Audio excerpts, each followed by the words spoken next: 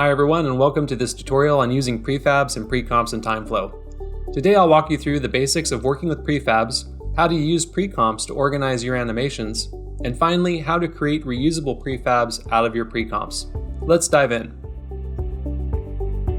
In Unity, prefabs are reusable building blocks, templates that store game objects with their components and properties. With Timeflow, you can animate these prefabs just like any other game object. This makes it easy to set up and sequence animations on objects that you plan to reuse across multiple scenes. To create a prefab, first select a game object in your scene that you want to turn into a prefab. Drag the selected game object from the hierarchy window into the project window. This creates a new prefab asset, which serves as a reusable template. Another way to create a prefab is to select a game object and use the keyboard shortcut Ctrl-Alt-Shift-S. Now that we have the prefab created, we can add it to any scene. Drag and drop the prefab asset from the project window into any scene where you need it. This allows you to maintain consistency and reuse items across the project. To make changes to a prefab, there are a few ways to open it for editing. First, you can double-click the asset in the project window to open it in prefab mode. Another way is to select a prefab in the scene and click Open Prefab in the inspector. And lastly, if the prefab object is currently displayed in the Timeflow view, press the small arrow icon to open it.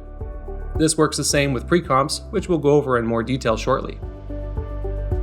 Once the prefab is opened, you'll most likely need to switch to the scene view to see it. Make any necessary changes here, such as adjusting components, modifying the hierarchy, or tweaking other settings. And you may of course add and modify animations in Timeflow. One important tip: when working with prefabs in Timeflow, it is recommended to turn off the autosave setting. When this setting is on, it can make working with animations more difficult since the asset is continually saving. Once you're done editing, press the small back arrow to exit the prefab mode. Make sure to confirm saving your changes if you haven't done so already. When working with a prefab instance in a scene, you can modify certain properties without affecting the original prefab. These changes appear as overrides in the inspector. You can choose to revert these overrides back to the prefab's original settings, or apply them permanently as needed. Timeflow animations and behaviors can also be applied as overrides, allowing you a lot of creative flexibility while still benefiting from reusable assets. Precomps in Timeflow let you nest an entire Timeflow instance inside another.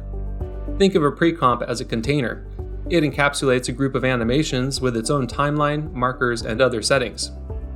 This is especially useful when you have a complex animation sequence that you want to work on in isolation from the rest of your scene. You can precompose any object or group of objects by using the context menu command Precompose, or use the keyboard shortcut Alt-Shift-P. Once precomposed, the object now acts as a child Timeflow instance that fits into the parent timeline and hierarchy. In terms of timing and animating, precomps work just like any other object. You can drag the track to move the entire precomp in time. The items within the precomp are displayed by default and can be edited directly. Though if you prefer to hide the precomp contents, hold the Control key and click on the fold-out arrow. This hides the children from the view. Similar to prefabs, precomps can be opened for editing by pressing the small arrow icon. You can also use the keyboard shortcut Ctrl-Enter on the number pad.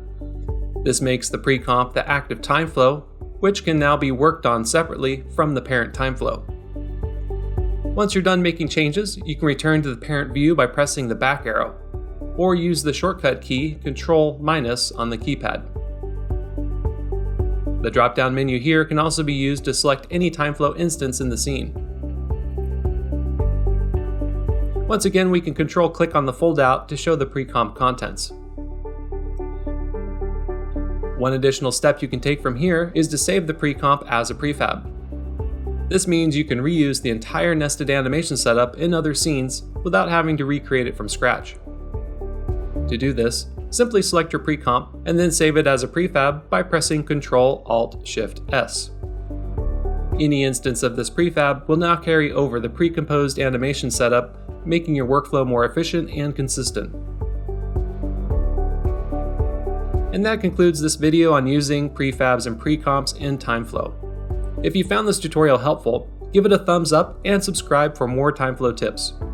Check out the full documentation for more details and find the relevant links in the description below.